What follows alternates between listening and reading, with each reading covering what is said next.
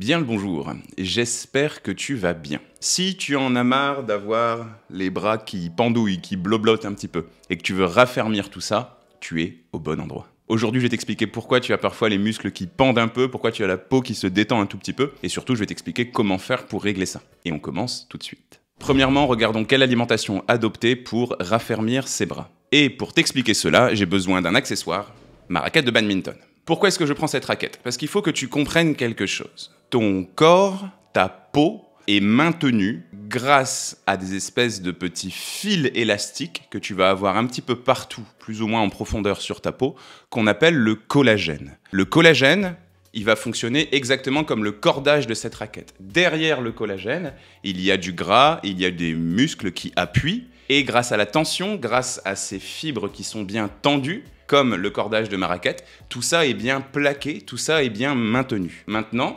imagine que les cordages de ma raquette soient nettement moins tendus, qu'ils soient beaucoup plus lâches, et tu imagines très facilement que tout ce qu'il y a derrière va appuyer beaucoup plus, va passer un petit peu au travers et va pendouiller. Ces fibres élastiques qu'on appelle collagène sont de moins en moins efficaces plus le temps passe, mais aussi de moins en moins efficaces si ton alimentation n'est pas équilibrée. Tu prends ce premier constat, tu ajoutes à ce constat que parfois, avec le temps, on fait de moins en moins d'activité physique, on mange peut-être moins équilibré, donc du coup on entretient moins nos muscles fondent, sont moins toniques. Tu mélanges ces deux concepts ensemble et tu comprendras pourquoi tu as certains muscles qui pendouillent. La première solution, c'est de comprendre que ce collagène, donc ces fibres élastiques, sont faits de ce qu'on appelle des protéines. Les protéines, c'est des choses qu'on va retrouver dans certains de tes aliments. Tu sais peut-être que quand tu manges des aliments, tu les digères, donc c'est un petit peu comme si tu cassais un Lego en plein de petites briques de Lego.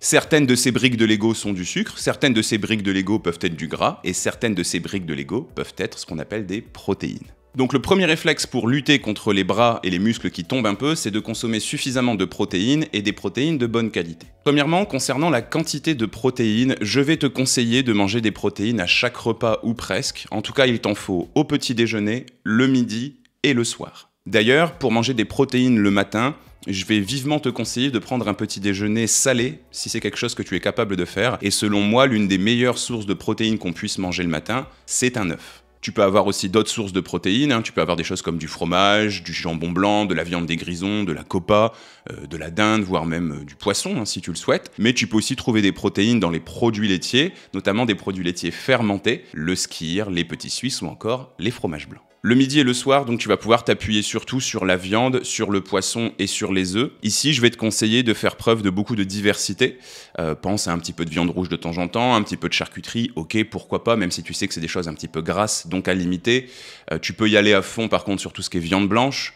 Les œufs aussi, tu peux manger facilement une vingtaine d'œufs par semaine. Et puis tout ce qui est poisson, produits de la mer, tu sais, coquillages, crustacés, etc. Tu peux aussi penser à inclure à ton alimentation les abats. Tu sais, c'est le cœur, le foie, les tripes, le museau, ce genre de choses. Les abats sont très intéressants parce qu'ils sont super riches en collagène. Attention par contre, il n'y a pas que des protéines dans la viande, le poisson et les œufs. Tu peux aussi trouver des protéines végétales. Donc peut-être que l'un de tes deux repas principaux de la journée peut être végétarien. Et dans ce cas-là, ce qu'il faut que tu fasses, c'est que tu penses à mettre des féculents de qualité qui contiennent des protéines, notamment des légumineuses. Je pense aux lentilles, aux petits pois, aux pois chiches, encore aux haricots secs, qui sont riche en protéines végétales. Deuxième axe de travail, il faut que tu te dises que ce collagène, il est plus ou moins fragile. Tu peux l'entretenir, tu peux le protéger. En fait, comme toutes les parties de ton corps, ce collagène va être exposé à différentes menaces. L'une des menaces, par exemple, qui le touche le plus, ça va être l'exposition prolongée aux rayons du soleil, aux rayons UV.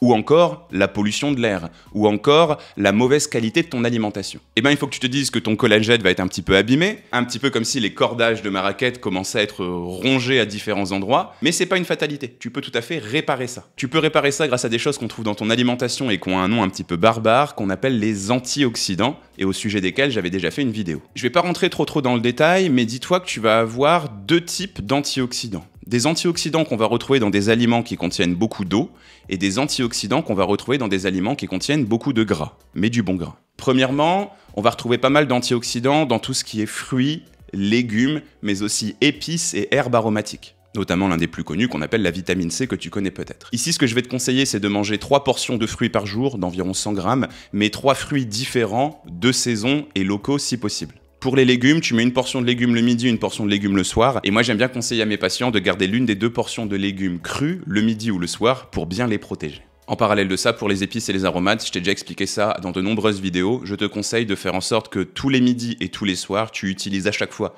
une épice et une herbe aromatique, systématiquement. Pour ce qui va concerner cette fois les antioxydants qu'on va retrouver dans les aliments gras, je vais te conseiller de consommer souvent des bonnes huiles. Donc les bonnes huiles, ce sont surtout des huiles qu'on va se consommer crues pour les vinaigrettes. Je pense aux huiles de noix, de colza et de lin. Je vais aussi te conseiller de manger du poisson et des produits de la mer assez régulièrement, au moins 2, 3, voire 4 fois par semaine. Et ici, n'hésite pas à bien varier. Tu sais peut-être que les océans sont un petit peu pollués et varier assez régulièrement les espèces que tu vas consommer, ça va te permettre de te protéger de l'accumulation de certains polluants tels que les métaux lourds qu'on retrouve parfois dans les océans. Troisième type d'aliments qui nous intéresse ici, ce sont tous les fruits à coque, les noix, les noisettes, etc. que je te conseille d'inclure à ton alimentation aussi. Troisième chose à faire, pour éviter que tu aies les muscles qui pendent, il faut que tu boives suffisamment d'eau. Et là, je vais pas te faire un dessin. Est-ce que tu as déjà vu une fleur qui manque d'eau? Elle se fane, elle flétrit.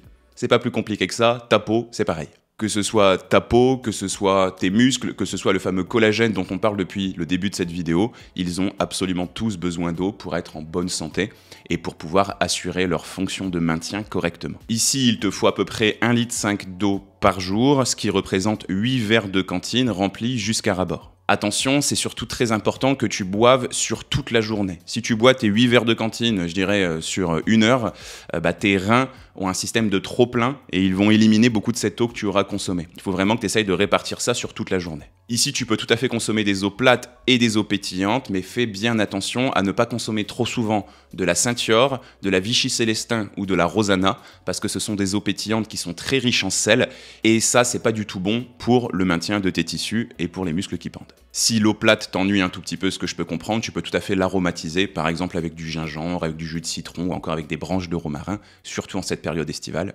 ça fait du bien. Bien, maintenant qu'on a regardé l'alimentation, regardons un petit peu les exercices qu'on peut faire pour entretenir les muscles. Donc cette première partie sur le collagène, on vient d'en parler. Elle est plutôt claire, il faut que tu entretiennes ces fameuses tiges, ces fameuses fibres de collagène pour qu'elles restent bien élastiques. Mais derrière ce collagène, il y a quand même des muscles. Et quand les muscles pendent, c'est pas uniquement lié à un problème de collagène, mais aussi à un problème de muscles qui manque un petit peu de tonus. La première chose qu'il faut faire, bien évidemment, c'est rester actif ou active. Premièrement, quand tu fais de l'exercice, ton corps va fabriquer ce qu'on appelle de l'hormone de croissance. Et cette hormone de croissance, elle va permettre l'entretien de tes muscles. Deuxièmement, bien évidemment, en faisant de l'exercice, tu vas entretenir tes muscles, tu vas les renforcer, sans forcément faire de la musculation ou sans forcément faire de toi un ou une haltérophile. Le simple fait de bouger, d'entretenir ton corps, ça va permettre d'optimiser cela. En gros, la sédentarité, c'est ton pire ennemi. Et ici, ce qu'il faut que tu te dises, c'est que tu dois faire une activité physique ou un sport qui te plaît. Si ton truc c'est la salsa, fais de la salsa. Si ton truc c'est de l'escalade, fais de l'escalade. Ensuite, dans ce mécanisme qui fait que les muscles pendent, il n'y a pas que les muscles et le collagène qui sont responsables. Il faut que tu comprennes quelque chose, c'est que tous les muscles de ton corps sont entourés d'une espèce de poche, une espèce de film qu'on appelle le fascia. C'est quelque chose qu'on voit assez facilement, je sais pas si c'est quelque chose que tu connais, désolé si ça t'écoeure, moi j'ai vécu à la campagne. Quand on attrape un lapin et qu'on veut en faire un pâté ou qu'on veut le manger, on doit lui enlever sa fourrure, on doit lui enlever son petit pyjama. Et en fait, quand on tire comme ça sur sa fourrure, on voit qu'il y a une espèce de tissu blanc derrière. C'est ça, le fascia. Eh bien, ce fascia, il faut aussi le renforcer. Et ce qui est intéressant, c'est que les études scientifiques ont prouvé, notamment celles que je te mets ici, que plus tu vas faire un sport qu'on va appeler polyarticulaire, c'est-à-dire un sport complet, plus tu vas renforcer ces fascias. En gros, le but, c'est pas juste de faire travailler tes bras, tu vois. Tu pourrais te dire, j'ai le dessous du bras qui travaille, je vais faire travailler mes biceps, mes biceps, mes biceps. Non, c'est pas aussi logique que ça, il faut plutôt que tu essayes de faire des sports qui sont très complets. Je pense à la danse, à la natation, au yoga, à l'escalade, encore une fois, peut-être aussi au tennis, au sport collectif. Des sports finalement qui ne font pas travailler qu'un groupement musculaire précis, mais presque l'entièreté de ton corps. Bien évidemment, si tu as un petit peu d'âge, il faut que tu fasses attention à ne surtout pas te blesser, c'est pas du tout le but. Donc moi, ce que je te conseille de faire ici, c'est de prendre rendez-vous avec un coach sportif qui va t'expliquer quelques petits exercices et qui va aussi t'expliquer comment tu peux les adapter sans prendre le risque de te blesser. Tu peux aussi en parler à ton kiné ou à ton ostéo, mais moi j'aime bien qu'on s'adresse toujours aux experts de leur domaine. L'expert du sport, c'est le coach sportif, c'est pas le nutritionniste, ni le kiné. Et puis je terminerai juste en t'encourageant à faire de l'exercice souvent, même si ce sont des petites sessions, plutôt que de faire des grosses sessions une fois par semaine. Je préfère que tu ailles tous les jours faire un petit peu de yoga, un petit peu de marche, un petit peu de natation, aller 30 à 45 minutes par jour, plutôt qu'une fois par semaine, tu fasses 3 heures de sport. C'est le meilleur moyen de te dégoûter un peu du sport parce que l'effort physique va être très costaud.